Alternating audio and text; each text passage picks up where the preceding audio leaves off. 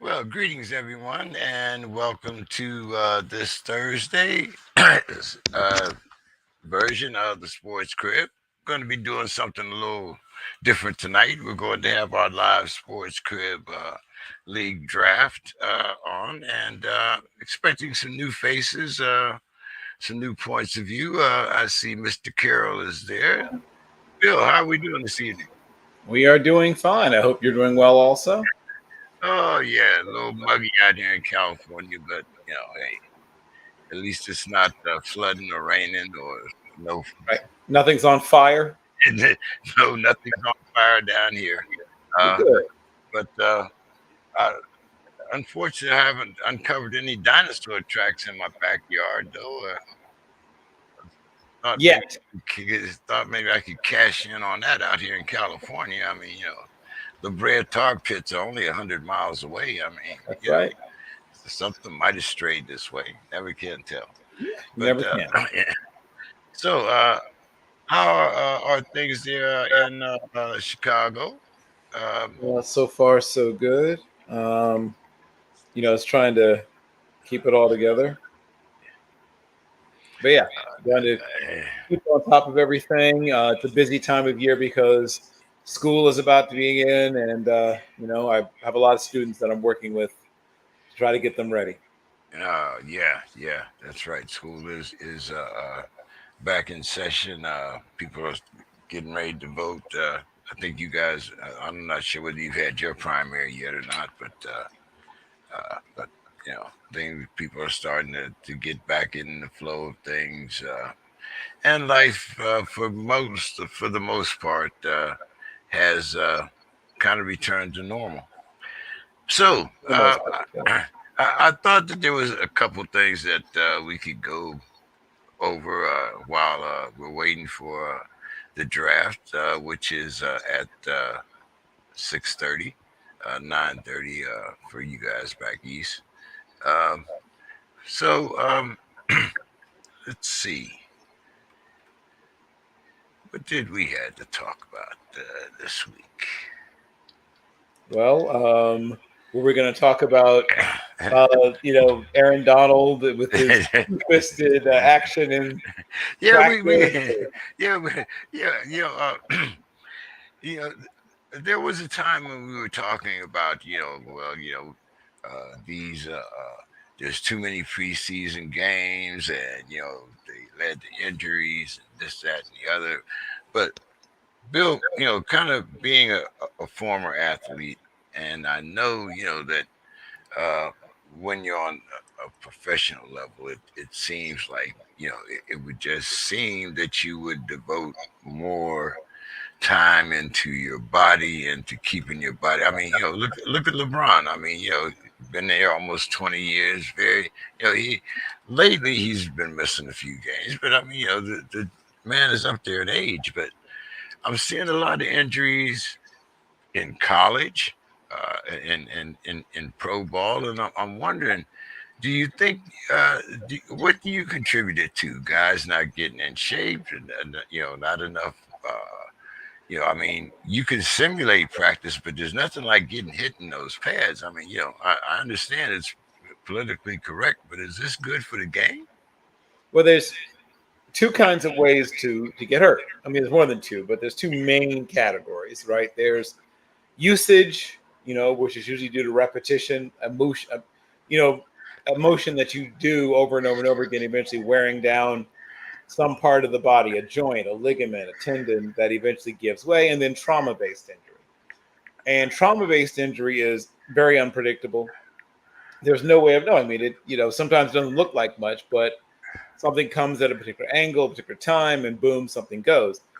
So that's always going to be, I mean, because of football being football, you're going to have that. And then usage injuries are a little, at least somewhat preventable. I mean, they're not entirely preventable. No kind of injury is entirely preventable. But if you train a certain kind of way, if you condition a certain kind of way, if you get enough rest and things like that, you can at least bring down the chances of those usage injuries, those wear and tear injuries are the ones you could do something to prevent.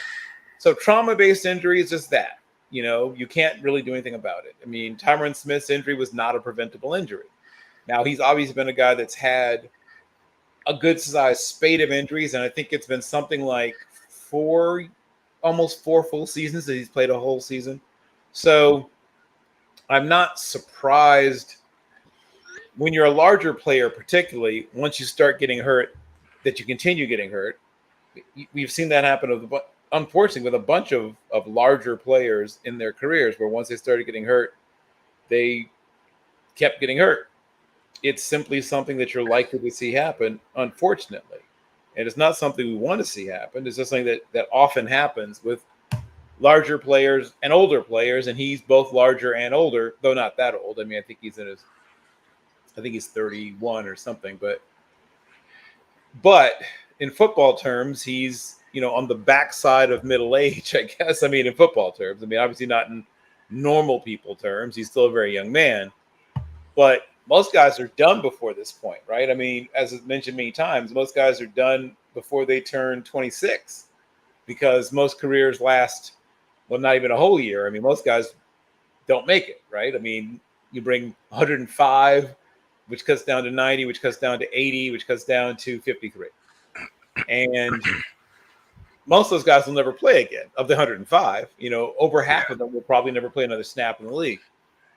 And of the 53, most of them will at least play some, but some of them won't play very long. And then you have the outliers like Thomas, Edward, Patrick, Brady. So when the average is still about 3 years, and you have guys like Thomas, Edward, Patrick, Brady, and Drew Brees, and guys who play for, Aaron Charles Rodgers, guys that play, 20 years and sometimes even a few more, and still the average is about three. That tells you how short most guys' careers are. So injury is a part of the game. A certain amount of it can be somewhat prevented. Once again, usage, wear and tear. You can find ways to condition and rest. Like we talk about conditioning, but not about rest. Remember, football didn't used to be a year-round activity, right? When you were growing up, you played football for 3, maybe months, right? September, October, November. And, if you made the playoffs, you might play maybe into December, if you're in high school. And in college, you were done once again by November, late November or mid November. And then if you made a bowl game, you might play in December or January. But now we've got all these 7-on-7s. We got all these things where kids are playing football or football related activities all year round, which means that your football muscles and football, the ways you move for football, right? Those muscles, that part of your skeleton, that part of your, tendons and ligaments and everything are all devoted to football-ish movements, which are often explosive movements, James. And explosive movements, particularly for larger players, right? And players are getting larger. Well, at some positions, players are getting larger. At linebacker, they're actually getting lighter. The trend has actually been downward for the past 3 seasons for the average true linebacker, 4-3 linebacker. The weight has actually been going down. But for almost every other position on the field, weight has either stayed the same for the past few years or trended upward. So explosiveness and heaviness are not a good combination for your joints, right? We talked about Zion Williamson. He's explosive and heavy. And while that's awesome when you're, scouting players, like, oh man, look at this 5-tech, which is what Zion looks like, a super tall 5-tech. You say, this is what I want, right? Give me Chris Jones, give me Calais Campbell. That's what you want. But luckily, in football, you jump some, but there's not a lot of jumping and landing. There's lots of exploding into someone, right? And exploding away from someone, if you're an offense or defense. But either way, the training and conditioning and preparation work is now pretty much all year round. That's going to lead to a higher percentage of wear and tear usage injuries, James. Yeah, like I said, before we used to kind of blame it on, the amount of preseason games and different things, but it just seems, once again, especially when it comes to like you said, players are getting larger. You're expected more things out of your body now. I mean, who would, so yeah. I see. We do have Papa Savelli here in the queue. Papa, are you there? He's muted right now, but I think he's waiting to get in on the draft at 6:30. Uh, and of course, guess who has the first pick? Wonder how that happened. But anyway, uh, so to carry on with our conversation there, Bill, on and Papa, whenever you get ready, you can just join in if you so desire. Uh, Reports say that the Ratbirds have offered Lamar Jackson more money than Kyler Murray. How do you think that Lamar Jackson should handle this situation without an agent? Right. Well, I mean, roughly the same way as you'd handle it with an agent. You try to get the most favorable terms. So the key isn't the total amount of the contract. We've talked about this a million times. That's imaginary money. That's play money. What's key is how much of that money is yours no matter what. Guarantees is what it really matters. So we talked about not too long ago when, sort of the sea change, the thing that really changed the game was, of all people, right, the Kirk Cousins contract, because that was football's first 100% guaranteed contract. I mean, football being football, no one had done that before. And so now it's gone from being something that never happens to something that happens quite often, at least for the top level elite quarterbacks. Now, all of them are expecting all or most of their contracts to be guaranteed. And my guess is that in the contract offer that was initially received, there's a pretty good chance, and once again, I don't know, I haven't talked to anybody, but I'm going to just guess they probably guaranteed a percentage, but not all of his contract. So let's just say 2/3. I don't know, but let's just say that. Let's say 2/3. Let's say they guaranteed 2/3 of it, and then probably with it ooching, maybe starting below 2/3 and ooching up, and by the end of the contract, reaching 2/3 of all that money guaranteed to him, should he still be under contract at that point. Well, that's not what people want, right? Thanks to Kirk Cousins, the expectation is I want all of my money guaranteed. Even with Deshaun Watson, he managed to get a guaranteed contract despite all of his issues. That's my guess, is that they guaranteed a portion rather than all of the money in the contract. And so I wouldn't be surprised if the counteroffer was, we'll take 7.5% less total value for all of it being guaranteed.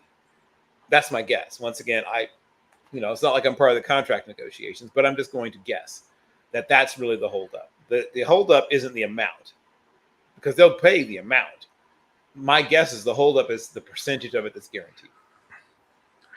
But how? I mean, we've seen it kind of backfire in other sports. When you have relatives that are negotiating your contract, especially someone that's as close to you as your mother. Sure. I mean, do you think that's advantage or disadvantage Lamar? Well, I mean, both. So the advantage is that you don't have to wonder where someone's loyalty may lay, right? When you have an agent who, let's just say, is a medium-sized to larger agency, they're repping probably somewhere between 60 and a couple of hundred players, but also they're repping coaches, right? They're repping, a variety of people who may work in the front office. People realize that players have agents. They don't often realize that other people have agents. Now, GMs don't have agents, right? Because that would be awkward, because who's going to negotiate? Who are you going to negotiate with? So you can't negotiate against yourself. But there are other people within front offices that actually do have agents. And of course, coaches have agents. So you sometimes have to wonder if someone may have divided loyalties. Not a concern. 100% where your mother's loyalties will reside. So that's the advantage part. The disadvantage is that this is her first time, clearly, negotiating an NFL contract. and she's not a certified contract advisor. So she has to bring in an outsider at the very, very end, for the actual signing part. But even as a non-certified person, she is able to negotiate to a certain extent. She is able to, if he were a free agent, field offers, though she wouldn't be able to actually complete the process, right? She would have to get to a certain point and then bring in a certified contract advisor. So if you ever look on an agent's business card, at some point it'll say certified NFLPA certified contract advisor, right? Not every agent is, right? So you're taking two tests. One is to become an agent. The other was if you want to become certified as a contract advisor. If not, then somebody else within an agency has to step in at that point. Or oddly enough, someone with another agency if you have a good relationship with them. So it's two different things. You can be an agent, a player's agent, and not a certified contract advisor, right? So those are two separate entities, or can be. Though probably 90-something percentile of the people who are agents are also certified contract advisors. So in this particular case, she knows what her son is worth. She's done some research. She's not just firing blindly. She would like to set all the records. Even if she weren't his mother, they'd be looking to set all the records, right? If you were Tom Condon, if you were, name anybody. If you were David Mulcahy, if you were any of the agents, you'd be looking to try to set all the records. Everybody wants to, Brig Owens, name an agency, right? You always want to be the biggest for two reasons. One is, of course, you're getting a percentage of that contract. But two, what better, it's not like you see television commercials for agents, right? You don't turn on your TV at 3:00 in the morning and say, "Hi, I'm Tom Condon of the Tom Condon Agency. How would you like to be represented by me?" No. How do you get new clients as an agent? When you sign a huge deal and you're standing there smiling next to this person who's signing a record contract.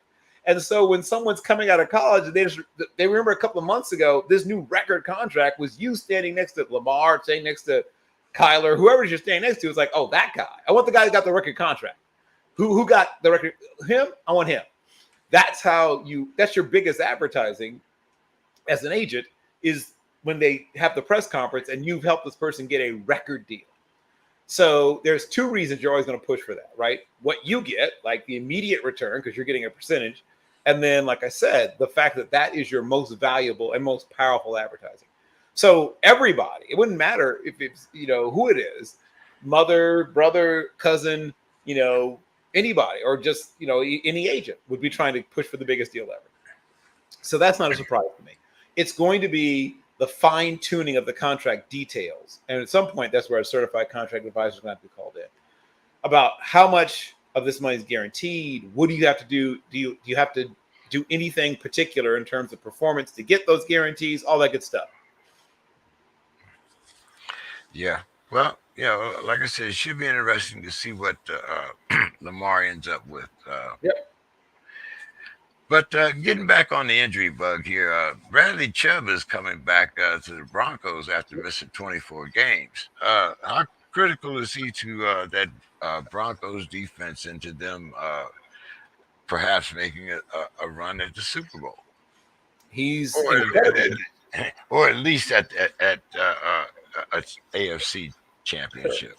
He's incredibly important. He's a top 3 or 4 player, maybe a top 2 player on that team in terms of just raw importance.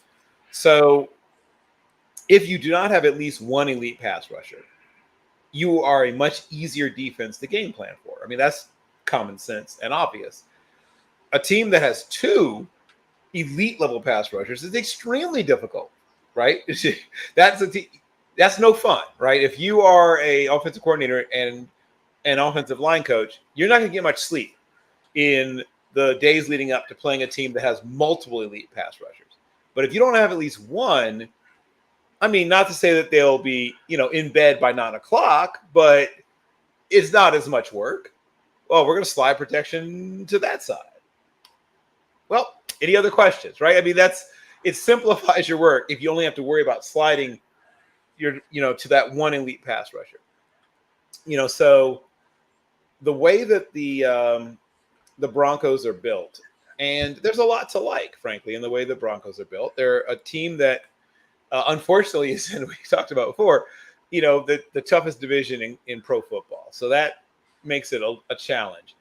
And no offense to Draymond Jones, no offense to DJ Jones, no offense to Randy Gregory, no offense to Deshaun Williams, no offense to uh, Justin Strand or Alex Singleton or Malik Reed or Nick Bonito. Nick Bonito's an interesting guy, rookie. They have some interesting pieces, but none of them are elite pass rushers. They have one, assuming he's returned to 100% health. One. His name is Bradley Chubb. Without him, Randy Gregory, right? I mean, he's a good player, but is that a guy that's going to terrify your offensive line coach and offensive coordinator? Malik Reed, is that a guy that keeps people up at night?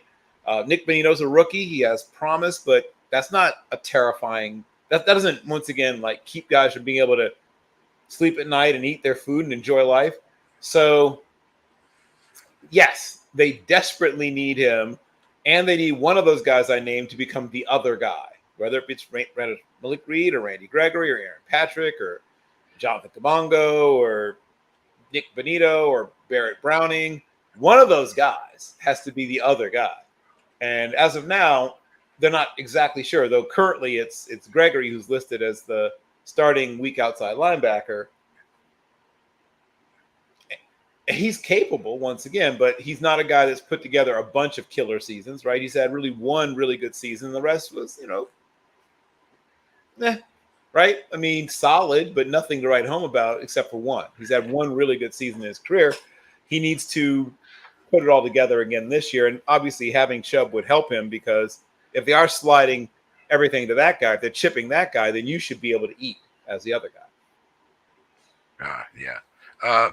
We kind of mentioned it a little earlier, the injury to left tackle Tyrone Smith of the Cowboys. Yep. How much of an impact do you think that's going to have on that offensive line, especially now having to move a lot of pieces around? Galactic, mind-bending, cataclysmic. I don't know. Pick a term, James. It's enormous. It's very, very large. It's going to change everything they thought they were going to do. It makes everything different. It makes everything more challenging. So it means that you have to move pieces around. Guys have to play out of position. It means a bunch of things. And none of those things are good, James. It means maybe having to spend more money in free agency. Nothing that you want to do. All the things that you don't want to do. So it is a net bad. Pick a term. There's nothing good about losing your best offensive lineman and your franchise left tackle. That's not something you want to be doing. No, definitely not. How do you think the Dolphins, with such a demanding schedule, do you think that Tua is going to have that job all week, all year, all season? Well, I'll say this about Tua. I believe that he has grown some. I believe this coaching staff likes him more than the last coaching staff did. So he's going to get a good, strong chance. Plus, when you are a new staff, you're not on the hot seat, right? This year is essentially a freebie. So they're going to give him, I think, a good amount of time to prove that he is or is not the guy. This whole season, frankly, is about evaluating Tua. Everything they've done is to find out if he's the guy, bringing in all the extra weapons, everything they've done, the way they're designing the offense, everything they're doing, the offensive coordinator they hired, were all done to evaluate him, to see if he's the guy or not. All that hard play action. You saw the 49ers.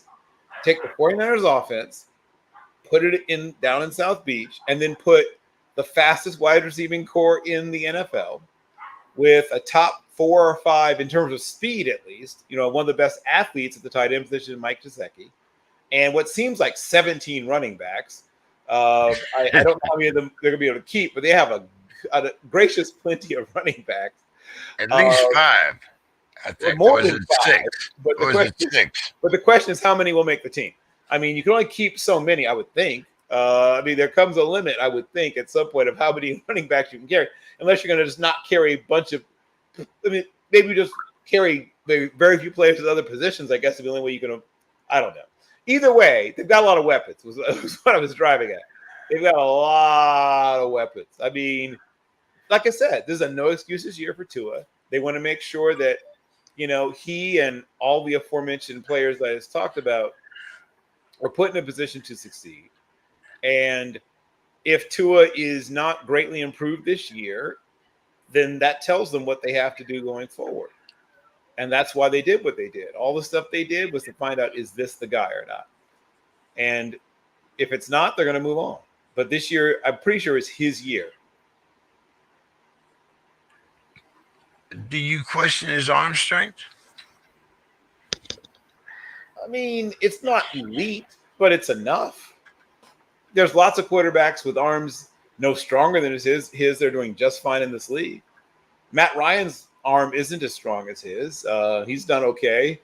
Carr's is stronger. I'm trying to think of other quarterbacks in the league that are sort of comparable in him in terms of arm strength. I mean, it's roughly similar, if not exactly the same to, I mean, Baker has a little more arm, I guess, but probably just a notch below, maybe half a notch below Baker. He's about a half a notch below Baker in terms of arm strength, half a notch above Matt Ryan. Right there in that same sort of category with, I mean, thinking about starters. Oh, there's Chris Kendrick. Woo! What's up, guys? But What's happening, Chris? Tua is probably like 17 out of 32 in terms of arm strength. Maybe just a tiny bit below the midpoint line. But there's loads of quarterbacks. Drew Brees had an arm that wasn't as strong as Tua's, and he did okay. Yeah, but well, I'm not sure, Bill, if you mentioned Tua and Drew Brees in the same sentence. There might Well, be. you brought up arm strength. That's why I had to. Like you set that up, James. That was yours. You said his arm strong enough. There's loads of successful quarterbacks that arms not as strong as his. Chris, how are you doing this evening? I'm good, guys. How are you? Can you hear me and everything? Yes. Oh, yeah. Perfect. I see you're doing this from your bunker. Yeah, no, just outside.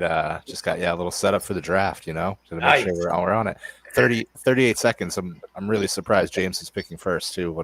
Yeah. I mean, wow. What are the chances? I mean, know, right? who would have thought, right? I mean, hey. You taking Aaron Rodgers first overall, James? Actually, I'm taking Trey Lawrence.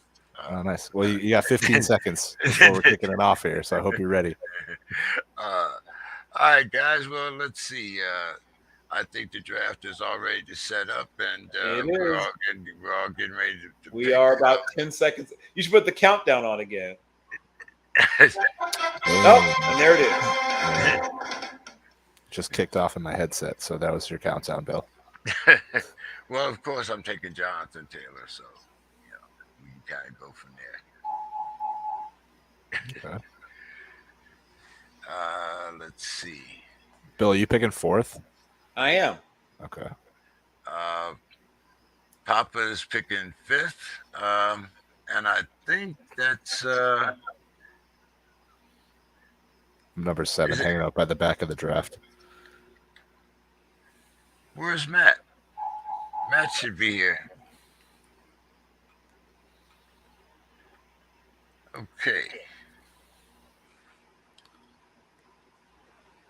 Surprised more guys didn't show up. I thought this would be something. Thought it would make it a little different here. I mean, Mike's in, but he usually doesn't join the podcast till like 10. Well, I called Mike in a little earlier. Yeah. Papa, what pick are you? I see Papa. Let's see. I see he's muted right now.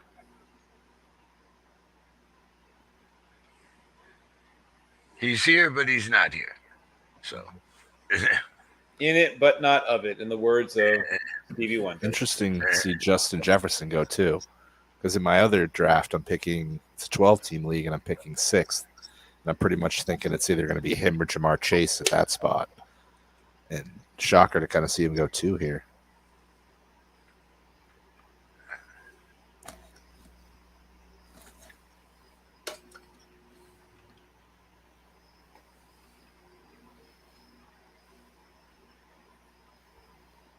and that puts up the Golden Lions. Not sure who that is, but I guess we're all going to find out. The Sacramento Golden Lions. Ah, yes. Sacramento. That has to be Mike. I mean Matthew. The world famous Sacramento Golden Lions. Papa, you're up.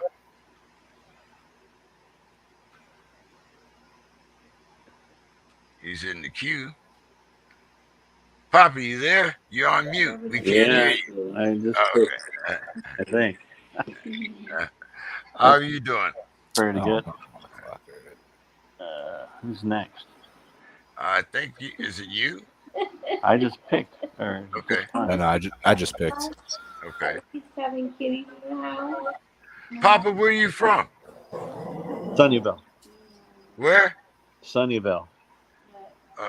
Where's California. You at least That? Oh, okay. some All right.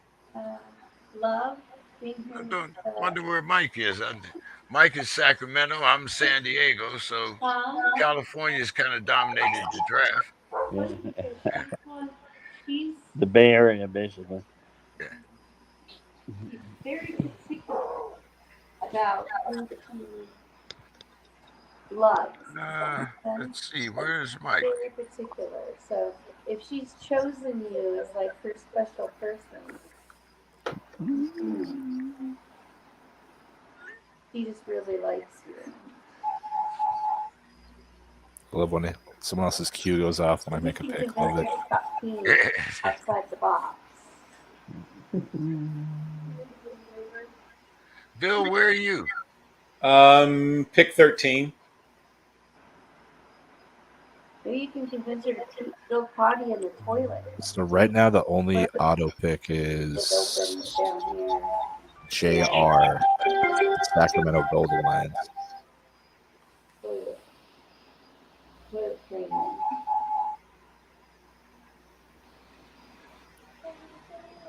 Like in the movie. The Fokker. Let's see.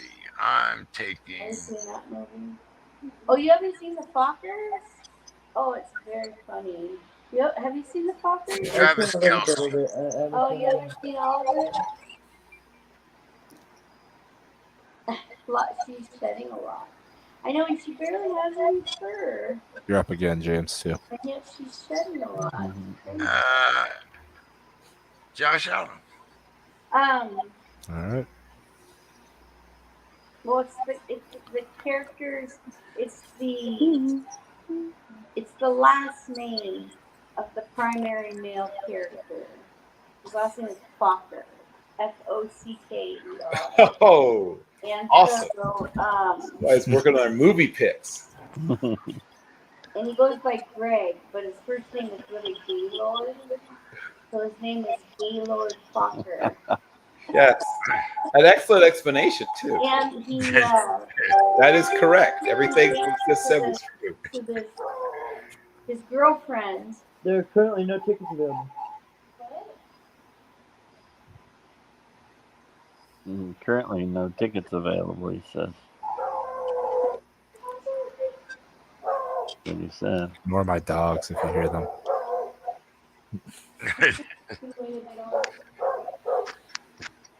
What kind of dogs you got, Chris? We got two rescues. One's like a Texas Dixie dog. The other one's like a miniature little pit bull. Her name's Layla. She's the cutest dog in the world. Oh, wow. I'll show you guys in a second when they stop barking. Awesome. Let's see. First of all, rescue's always the way to go, so thank you for that. Yeah, no problem. Anytime. I got her. I bailed on a road trip when I was out in Florida when I was covering college athletics. I'm like, I need a dog today. And my roommate talked to a vet tech, and she's like, yeah, we just rescued 3 dogs off the side of the highway. So he ended up taking one, and then I took the other one. Awesome. Yeah. God, I'm not used to these back-to-back picks. I like being in the middle, like having some time. I'm a big fan of back-to-back picks. There's a little more strategy to it. You know, you gotta think a little long term. Yes, correct. Which I like. That's what I like. That's my thing. I like strategy. I like tactics. I like You want that that thing? 3-dimensional chessboard. Love it. Love those beeps going off. Let's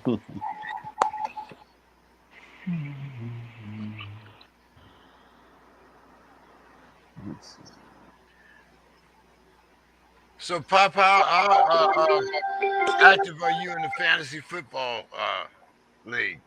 What was that? I said, how active are you in fantasy football? You know, we got guys like Bill that's got about 75 teams, and guys Oh. Oh like no, I'm not a 75 team guy. I'm like a maybe 9-ish. Yeah, something like that. I got a lot. oh, so you've cut down a little bit. I've never actually. This is probably the most I've ever done. So I've got 2 Fantrax leagues. I've got 3 or 4 ESPNs. I've got 2 Yahoos. I've got 2 NFL networks. I've got 1. Let me see. Hold on. I'm trying to remember what I've got. Yeah, I think 1. Sign up and save 25%. 1 sleeper. So one of the fan tracks is NFL, one of the fan tracks is college. I've got 1 sleeper. Here you go. Yahoo, 1 CBS Sports. Oh my God! Look at those. I think that's about it. That's fish. Does anybody play Yahoo? Yeah, I said Not that often. Yahoos.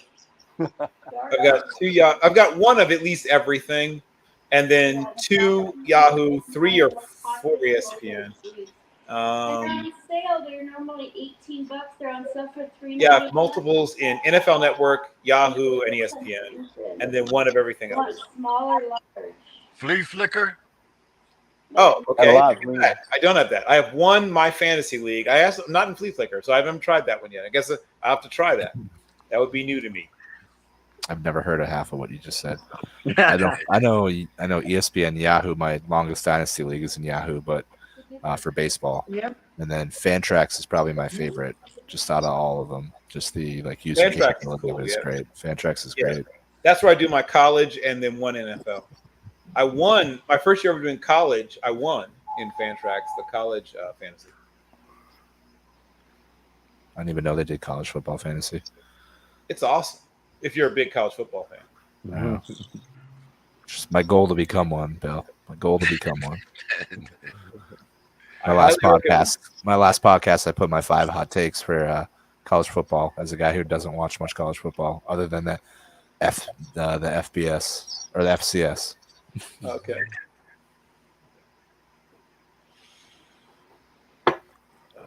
Chris, what the hell is going on at Pat's practice? I don't know. We're just brawling. Yeah. Yeah, we're fired up. Everyone's talking a lot of smack.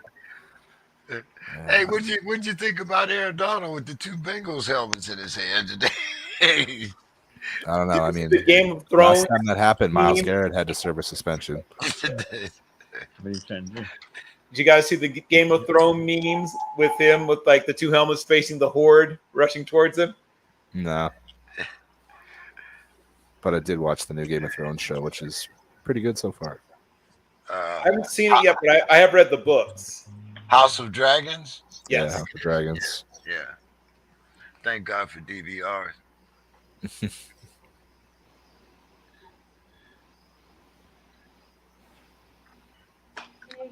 Mm-hmm. What do you guys think about 8-teamers? You think they're more competitive because everybody has a pretty competitive team? Usually, I try to stick between the 10 and 12s, but It's 6:30, right? I went on the Yeah. I mean, South I Auditorium website. 12 would be to get a the ticket. smallest league I'm in. Usually it's the 12. I'm usually in bigger leagues. I think the biggest one I'm in this year is 24 teams. Wow. You're digging deep for that team. Oh, I told you one time Chris Herndon carried me to a Super Bowl in one of my larger leagues. Wow. Jets legend, right? Because it really makes you work the waiver wire. That's why I love those leagues. Yeah, no. 8 teams are, I mean, they're fun. Like I typically do at least 12. But I mean, you definitely have like more stacked teams. I think it comes down to a lot of decision making too, because you have so many good options on your bench, and Yep. knowing your matchups and that kind of stuff is key for 8-team leagues. Because you can get your doors blown off one week. You can have just guys score 200 points just because Right. everyone has so many good players. Right. Exactly. I mean, there's merits of leagues of every size, but I do generally tend to be more charged up about like larger leagues because it really makes you work. And I like, I'm a grinder. I like to work. And, being the master of the waiver wire really pays off in those situations. You up at 4 a.m. working the waiver wire? Oh, yes. Yes. I'm that guy. Yeah. I'm usually the guy that does it before I go to bed since I'm out here on California time. So for me, it's 12. 12, 1 o'clock, you know.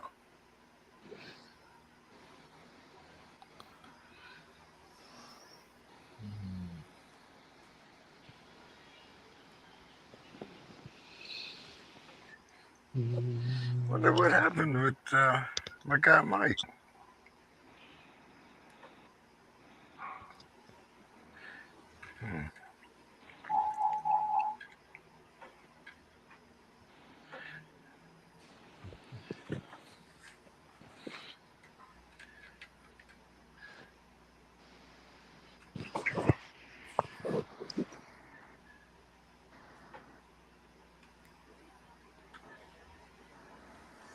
So, guys, while we're in between picks here, I got a couple little questions here, a couple little things that we can kind Okay. of trivialize here.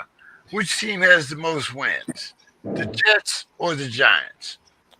Oh, that's a good one. Huh. I mean, the Giants are healthier so far. Giants win at least 6 games. And they are in the weaker, I They're in think. the worst conference. Right. They're in the the worst weaker division. conference. Weaker division, right. Well, both. I think the weaker conference and the weaker division. So Mhm. I'm going to go with them just sort of by default. Yeah. I think the Jets having to play the Patriots and Buffalo and now up and coming Dolphins. Yep. We'll see. But yeah, I think they have a I rough think season, they're right. I think especially. they're firmly at the bottom, while Yeah. the Giants can end up being in the middle or at least above the bottom in their division. Yeah. Plus, yet now Zach Wilson has already an injury to start the year, so it's not the best way. You want to start the year for them. I know they have high expectations, but I don't think they're going to fulfill it. The Commanders or the Seahawks? I mean, I think the Seahawks are in the market for the first overall. Yeah. So that's so I think that's an easy one for the Washington Commanders, just because Yeah, I think I the would Seahawks agree. might be one of the worst teams in football, in NFL football. Which team wins more than 4 games? Oh, still the Commanders. The Commanders? Yeah, I mean the Seahawks. I think they It'll both win be more than 4 games. it'll be an awesome coaching job if they can get 6 games in terms of wins. I mean, it shows you that that's a real coaching job. Who's the player you hang your hat on either side of the ball for the Seahawks? Who?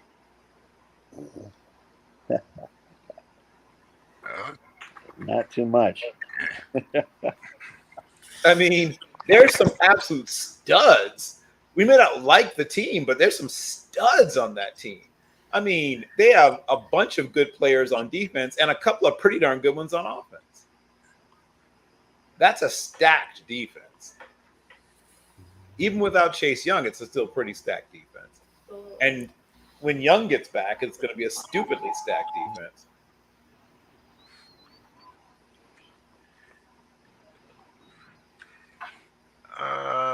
Who else I got here? Uh, the Bears or the Texans? Bears or the Texans? That's a. Uh, that's interesting too. Yeah, that's a really tough one. That is I a tough think, one. Gun to my. Go ahead. yeah, I think the Texans probably, even though neither team really has good weapons. I mean, you might say Justin Fields is better than Davis Mills, but again, well, I think in prior podcasts we're talking Davis Mills probably would have been a first round pick this year if he stayed. Yep. So, I think they have high hopes for him this year. I mean, I just took Brandon Cooks, so let's hope for a big thing out of him. So I'm going to put my eggs in the Texans basket on that. I'm going to agree. I mean, I think both those teams are. It'll be. I don't think either team reaches 500 in terms of, or we can't do that nowadays. I don't think either team gets within one game of 500. I just remembered, I can't do that anymore. Odd number of games. But I think the team with the better chance to get to or near 500 is the Texans. What do you think, Pop? Yeah. Well, I don't know. I don't like either of the two. Yeah, I mean, it's not like I'm really bringing you the cream of the crop here, but I'm just trying to be a little competitive to see. Yeah. I guess it's I could see Houston winning at least 4 games, but not much more. What do you think, Chris? What for how many games Houston's going to win? Who has the better record? Oh, I think Houston. Well, between them and the Bears, Houston will probably have the better record. So now you can tell me who has the most wins. I think both of them are going to be top 5 picks this year. Sorry, I'm just trying to decide what I want to pick here. Texans will probably have like 4 or 5 wins. The second ticket to your email. Oh, you bought it? Which one? It's my guy. It has. I bought it with an app, AXS. No, I said where, when. Not Ticketmaster or something? Why? This is easier, and it allows you to transfer the ticket from the app to another person so that they can use that ticket to get in if the other person's late. So she'll have a ticket and I'll have a ticket, and I can use my ticket to get in, and she can use hers. What is it? The Stanford one? Yeah. What time was it? How to get off early? Guys, how much fantasy do you think Cordell Patterson has this year? No, I just say 4:30. I mean, he's an interesting guy. He was like such an X factor for Atlanta last year, but I don't trust their offense that much, just with their quarterback situation. Like I like him and I like Drake London as well, but I just don't trust their quarterback situation right now to really pick either of them. Both Javier and Mitchell are going to be gone, so it's just me and Juan. I'm sorry. That's what I'm saying. Trying to get. Sorry. Okay. Sorry, I didn't know. Okay.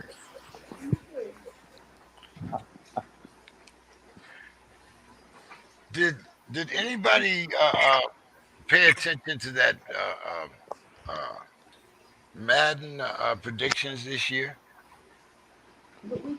I didn't see their predictions. I actually decided to get Madden for the first time in a few years this year. Like I kind of jumped off, but I decided to jump back in. Check out the number of touchdowns that they predict that Dak Prescott's going to throw this year. We'll talk about it next week. All right, I'll check that out.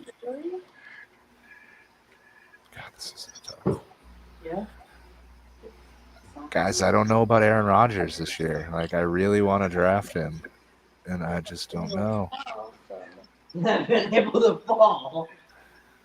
I don't know. We'll see if I regret Okay, this. so what do you?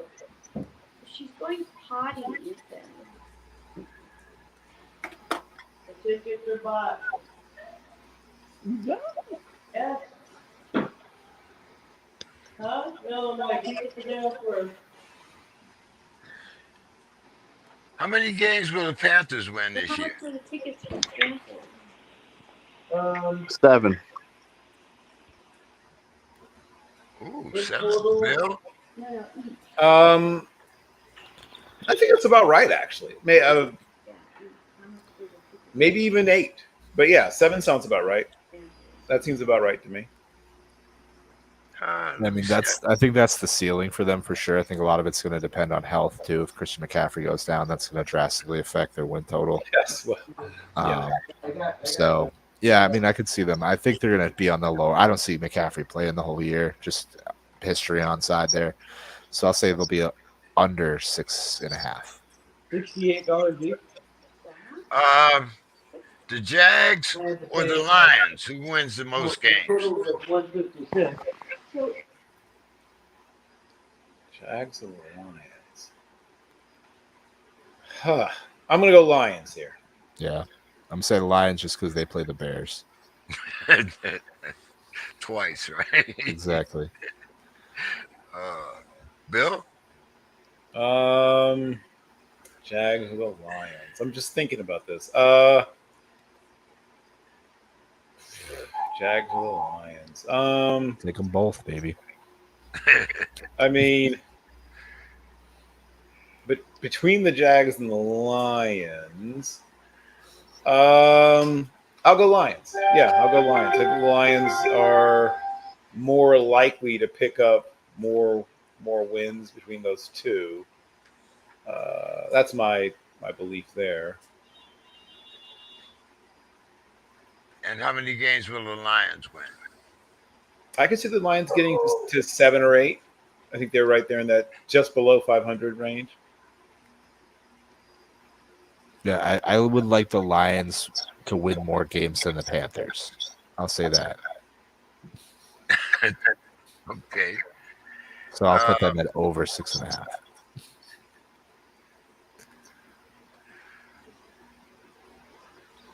Let me see. I'm up next year, so.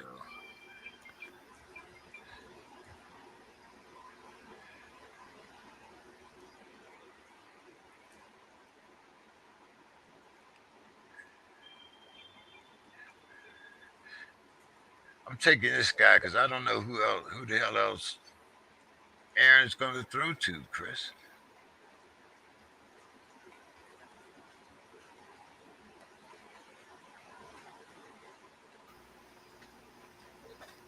Did you say something? Were you talking to me, James? Sorry, man. Yeah, I took I that said off real quick.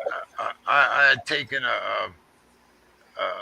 I was looking at Lazard and I was thinking about what you were saying about Aaron Rodgers. I mean, who the hell is he going to throw to if it's not Lazard? But Yeah, I mean he's definitely worth the investment out of all the Packer receivers. Probably him and Christian Watson are going to be the lion's share of the targets to start. Bill, give us the scouting report on Pickens. So I compared him to a couple of guys. I said he's a sexier Jay Fiedler, which obviously was a little bit of a joke, but I hope. But he's a guy that makes quick decisions. He gets the ball out on time. He's an underrated athlete. He's a better athlete than people seem to realize. So don't be surprised if he picks up more, yards with his feet than people are expecting.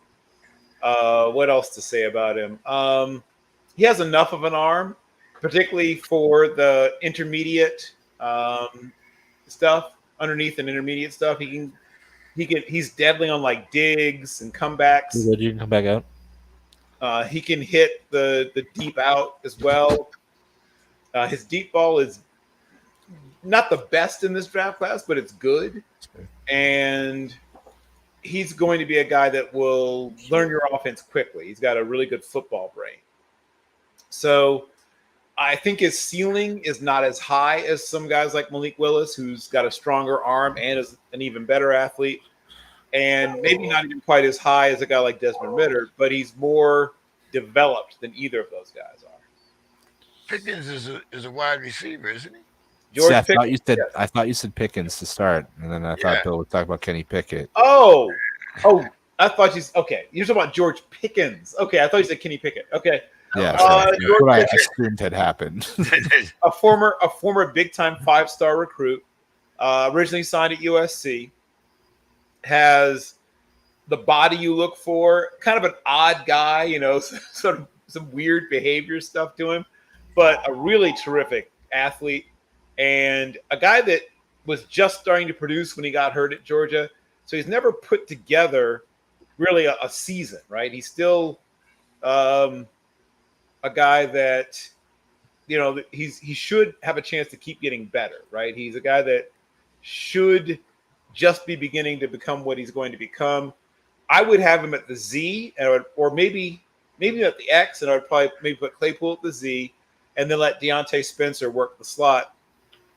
And when I go double slots, I'd toss that rookie Calvin Austin III out there, and you have a very difficult group of guys to cover because you got big, fast people in Pickens and Claypool, and then small, very quick. In the case of Austin, both quick and fast people. In the case of Deontay Johnson and Calvin Austin.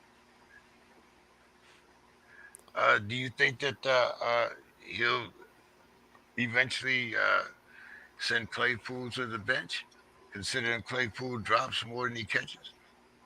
I mean, the short answer is probably no, or at least not in the short term. Now, eventually, when Claypool's rookie deal is up, not the bench, he'll be sent to another team.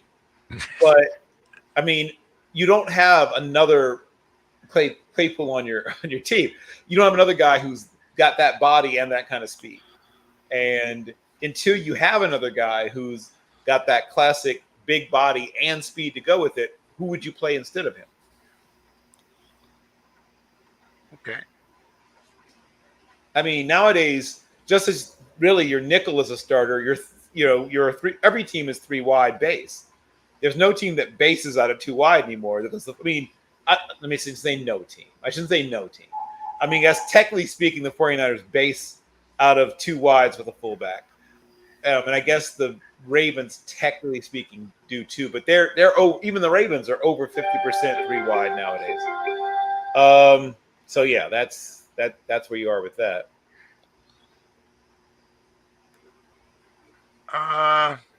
See, getting back to who that? The Titans of Green Bay. Who wins the most games, Chris? Ooh. I'll probably say the Titans right now. I think they're probably a little bit better overall, especially a little bit more on the offensive side. Though losing A.J. Brown was a big hit for them. So I think when they draft Traylon Burks, so he's got some big shoes to fill. But it's tough to doubt the Packers. And, they play, the Lions twice plus the Bears twice. So that always helps the win total. Now I'm thinking Packers. I don't know. I picked some Packers tonight. Let's go Packers. Bill, Titans or Packers? I'm going to say Packers. First of all, I picked the Packers to go to the Super Bowl. So I guess that means I have to pick the Packers. Plus, I think the Well, they sell tickets to everybody, Bill. So I mean, Plus, I think that the wheels are starting to come off the Titans. I think Derrick Henry is coming towards the end of his time as an elite level player. I think that they're not quite ready to run Malik Willis out there this season, but I think Willis might end up taking over the starting quarterback job as soon as next year. And they'll have to sort of retool around him, which may take a little while. Papa, what do you think? The Packers or the Titans? Who wins the most games? Is Papa still there? Yeah. Green Bay. Papa, They should win at least 11 games. Who's your favorite team? Are you a Niner? I'm a Niner fan. Okay. How many games is Trey Lawrence gonna win this year? I'd say around 9. Whoa. Okay. All right. So you're not as high on Trey as the rest as everybody else in the league. Well, I just see their schedule and I think they can win 9, maybe 10, but I don't think any much more than that. Right. Are they a playoff contender? They might make it. They might make a wild card. Okay. I don't know if they'll win the division. So, Yeah, that well, because I think the Rams probably still win the division. yeah. I think we all think that the Rams will still win the Yeah. division. Yeah. What's your thoughts on Chris? Let's see, who else do I have here? Oh yeah, the Colts or the Niners. Hey, I did get you in there, Pop. I'd say the So Niners. yeah, I'm gonna say the Colts right now. We'll see kind of what happens with the Niners offense, whether if it's actually going to be Trey Lance the whole season, or if they end up going back to Jimmy G. If they're going to move Jimmy Well, G, they're and going to get maybe rid of Jimmy G. yeah, if they're going to move him and add some pieces. So we'll see. But right now, I think the Colts. Plus, you got Taylor. He was very productive offensively last year. I think Michael Pittman is going to have a big year moving forward. So I'll take the Colts this year. Oh, Bill? The question was between which two teams again? the Niners and the Colts. And the Colts. I'm going to go Colts, but I think only by one more win.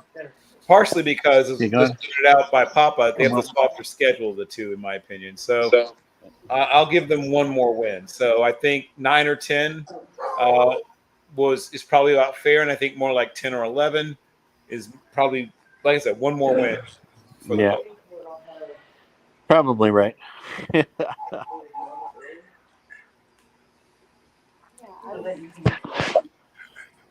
Well, guys, things are going a little bit quicker than I anticipated since we didn't have all our guys in here. But looking, Yeah, eight teamers go kind of quick. They go very quick. Yes. About a quarter back. what's the Pats record going to be this year, Chris? Let me see. My early season total. Yeah, what I had him at. I think I had him at 10 or 11, of course. They're going to start off hot. I think they have a early seasons kind of weak. And then they face some tough teams this year as well. I think they're playing the NFC North, so they got to play the Packers. And I think they got to play the Vikings on the road on Thanksgiving, I believe. So I have the Vikings winning that one. Let me see. I'll get you the total I have here in just a second. What do you have, Bill? And once again, what are the two teams again? That's record. The Pats record. Oh, the Pats record. Okay, so it wasn't two teams, just them. Okay, I thought I missed the second team.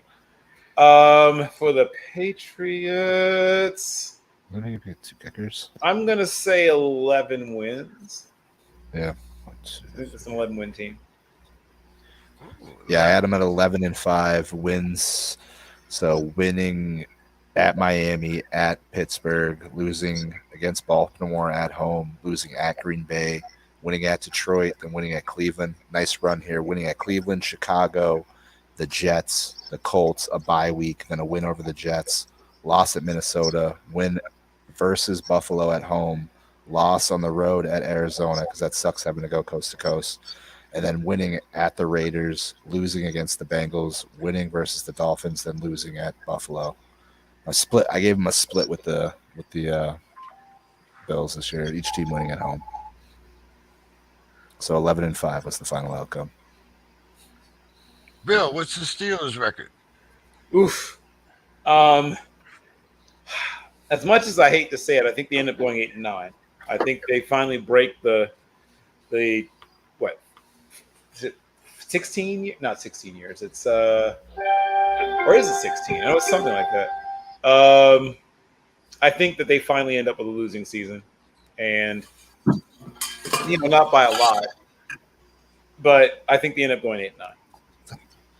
Yeah, I mean that division as a whole got better overall. A lot of the Bengals coming off their Super Bowl run, and then the Ravens, Lamar hopefully will be back healthy. See what their offense can do now without Hollywood Brown and how they want to move the ball. But yeah, and then the Browns and their stuff.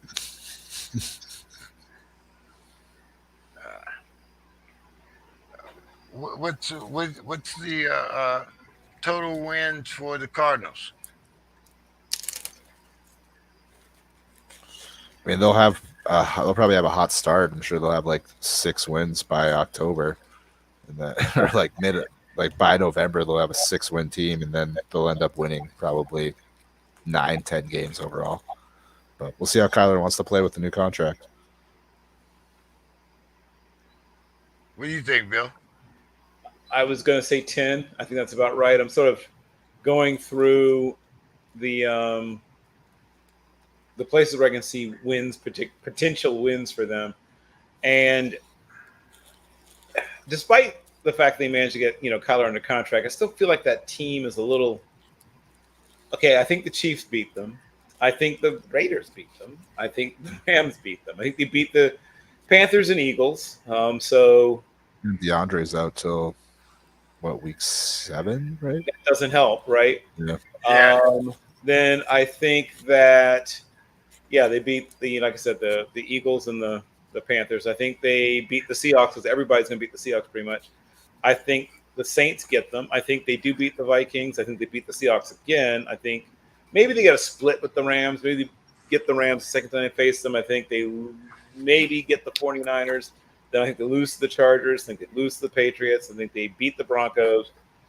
I think they lose to the Buccaneers. I think they beat the Falcons. And then, like I said, a split. So I guess if they beat the 49ers the first time, I think they lose the 49ers the second time. So I'm not as high on them as some people are. So, 9 or 10. All right. Well, hey guys, we're going to set a record tonight because since I was expecting the draft, we didn't have a lot of questions. But you guys want to talk a little baseball? We don't talk a lot about baseball. But Chris, what the hell is happening over here in the East, man? The Yankees can't win a game. Boston is kind of stuck in in their ways. What's going on with the AL East?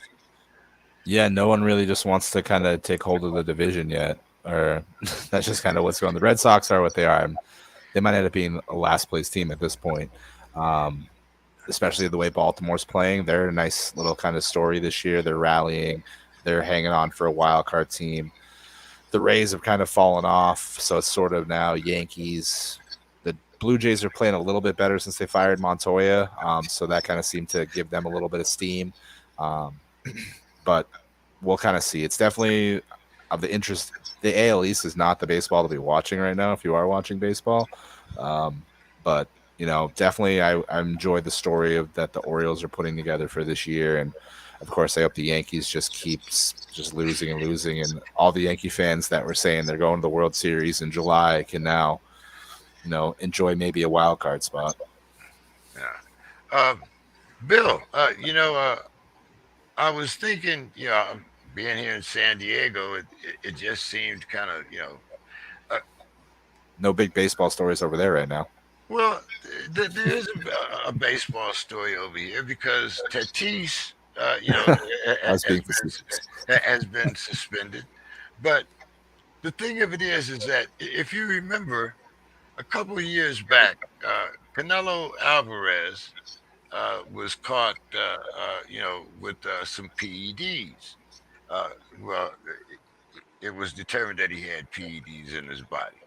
Yes. And Canelo, for a lot of people that might not know about it, Canelo also trains out here in San Diego at a place called the House of Boxing. Yep. So I was wondering maybe Tatis and Canelo had a dinner together and they had some Mexican beef. What's your thoughts on that, Bill? Or maybe they get their hair cut the same place, right? Because isn't that what the father said, that it came about because of where he got his hair cut? He ended up getting ringworm, and then the ringworm ointment, because it happens, right? I mean, we all occasionally take a little ringworm ointment that just happens to have a banned substance in it. It could happen to anybody, right? So I figured that's what happened. Just a little banned substance in his ringworm ointment. Perfectly natural explanation. Yeah, I mean, what the hell? I guess, it's like you say, it's just something that we always share. You know, guys, tomorrow, actually Saturday, we have a international game in Ireland, Nebraska versus Wisconsin. Do you think that this experiment is going to be better than the NFL experiment? Better in what way? Attendance, just getting the attention that I'm assuming that they're going over there because they want to get that audience. My guess is the attendance is probably going to be similar. I guess would be my guess. It'll probably be similar attendance. Uh, I, s- I think simply because of a bunch of college kids that haven't seen the world, they may be a little more dialed in. Maybe. I mean, that's the only thing I think that'll be significantly difference to me is just the fact that you know a lot of NFL players have been lots of places because they've got money and a certain amount of free time once the season's over. While I'm guessing most of these young men have probably not been out of the country before. So it's probably a little more of a big deal to the players. That's the only real significant difference I can think of. What's your thoughts on the international college flavor now, Chris? Uh, So which two teams are playing? Nebraska and Wisconsin playing Okay, Saturday. so I mean that's a pretty big like Big Ten matchup. So I mean that's kind of like a good you know introductory to football to bring over there because it's not going to be. I don't think. I mean, I would more like to see like a Pac-10 team that was kind of go where it's going to be more kind of fast-paced, high scoring, compared to like Big Ten, which is more like grounded pound, going to be a low-scoring game. But they're two high-profile historic programs. So if you're trying to spread the game on the other side of the ocean, they're two good programs to do it with. It should be a fun game. The two teams do have a rivalry, so it should be a fun one to watch. And that's from a guy who doesn't know much about college football. All right, guys. Well, hey, great having a draft. Hopefully, next year we can get more people involved. But good introductory year, I guess. So, Yes. Bill, your final thoughts for the evening. Well, my final thoughts are once again somewhat somber ones. We've seen to have a run going here of having lost, unfortunately, some people who are incredibly important in the sports world. And Leonard Ray Dawson was a person who a whole generation knew him more for his broadcast work than maybe they knew him as an You go, amazing babe. football player. Obviously, he has a great run during his time with the Boilermakers when they were maybe the only team in the Big Ten that wasn't Where's just the puppy, Chris? Oh, she's over here. Sorry, interrupt, Bill. no problem. But yeah, Yeah. I mean, ninth of 11, right? He's born to a family where he's the ninth of 11 children. So that means that's a football team, 11 kids. And I'm sure there's probably a pretty rough and tumble upbringing, I'm guessing, when you're ninth of 11. Was a terrific three-sport athlete, setting records both in football and basketball, and was the first athlete in 13 years to be all-state in both sports in the state of Ohio, as I'm sure you keep up with. And then comes down to Ohio State and Purdue, and Woody Hayes is running the split T, where frankly the ball is not going to be exactly thrown all over the place. While Hank Stram, who is a assistant coach with Purdue, lets him know we're going to throw the ball. And so, as a sophomore in 1954, he becomes starting quarterback and leads the NCAA in passing efficiency threw 4 touchdowns in one game, which in 1954 was doing something in a win over Missouri, and also led that huge upset of Notre Dame, where they entered as a big-time underdog, and Notre Dame came in on a 13-game winning streak. In those 3 years he was there, well, 4 years, but 3 years, once again, no freshman eligibility in those days. He threw for over 3,000 yards, led the Big Ten in the passing category every year that he was there, was an All-American, third team for some reason in 1956, and was all Big Ten in both 55 and 56. And, of course, is drafted 5th overall in 1957 by, you guessed it, the Steelers, and then ended up getting cut because Bobby Lane comes in 58. He gets picked up by the Browns, traded, actually, to the Browns in 59. And then Milt Plum, is holding on to the job. So he gets to pass 21 times for 204 yards and 2 touchdowns in his years there. So when you think about him having a Hall of Fame career, despite the fact that he is traded, right, and then eventually left unprotected, or whatever term you want to use, at the end of his time with the Browns, so he spent 5 years doing almost nothing. And then when the AFL's Dallas Texans signed him in 62, and of course Strahm, who is, the Texans head coach, remembers him and says, like, this is the guy I want. He comes in and immediately leads the AFL in touchdowns, yards per attempt, and was probably the best quarterback in the league in 62. They won 3 league titles, AFL titles, while he was their starter. And then obviously they moved to Kansas City in 63, continues to have great success and a terrific career. And obviously they, were the Super Bowl winner, the second AFL team to win a Super Bowl prior to the merger, and of course, just prior to the merger. I would say that one of the things to remember about him is just how different the game was in terms of what you could do to quarterbacks. He was a smaller quarterback, generously listed at 6 feet tall and 190 pounds.